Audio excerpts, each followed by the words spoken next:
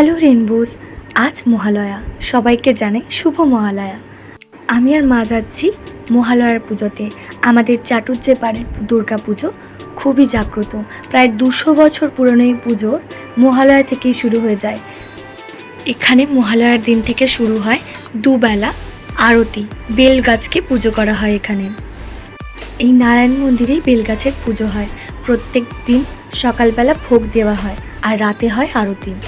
আমাদের চ্যাটার্জি বাড়ির দুর্গা পুজো খুবই জাগ্রত। এখানে মা জীবন্ত। এই পুজোতে আজও ছাগল বলি প্রথা রয়েছে।